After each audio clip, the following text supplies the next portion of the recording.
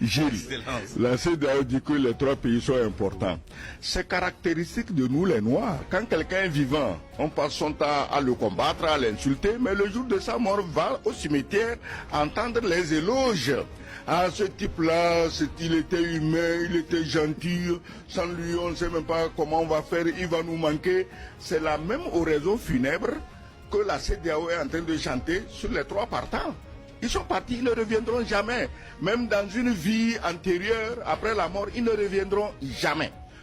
Comme, sauf s'ils sont prêts à faire la guerre et à tuer les plus de 70 millions d'habitants de l'AES, bon d'accord, l'espoir peut exister, mais le temps que 70 millions de l'AES meurent, ça veut dire qu'il n'y a plus de CEDEAO, il n'y a personne. Oui, mais voilà. Le jamais dont vous parlez, est-ce qu'on ne doit pas nuancer un peu? Parce que ce sont des régimes qui ont pris des décisions, des régimes de transition. On peut avoir des changements de régime, tout peut...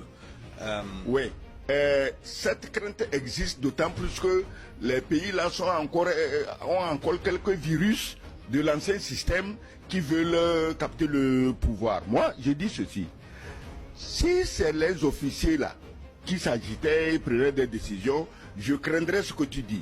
Mais aujourd'hui, c'est les populations. Plutôt s'il y a un des officiers qui dit qu'il retourne à la CEDEAO, le peuple va le débarquer immédiatement, surtout pas les Burkinabés, ni les Maliens, mais ils ont payé le prix du sang. Ces pays ont payé le prix du sang à cause de la complicité de la CEDEAO avec les terroristes. Comment vous dites que vous avez des forces en attente qui ne combattent que vos frères sous prétexte de coup d'État, pendant que les terroristes sillonnent la savane, tuent, égorgent, pillent, et vous ne dites rien. Ces pays ont payé le prix du sang. Ils connaissent la valeur du sang de leurs soldats, de leurs enfants, de leurs femmes, de leurs vieilles, de leurs vieux qui sont morts. Et il n'est pas question de piétiner la mémoire de ces gens en retournant dans la CEDEAO. La CEDEAO aime les terroristes, elle les soutient pour tuer Maliens, Burkinabés et Nigériens, tant mieux.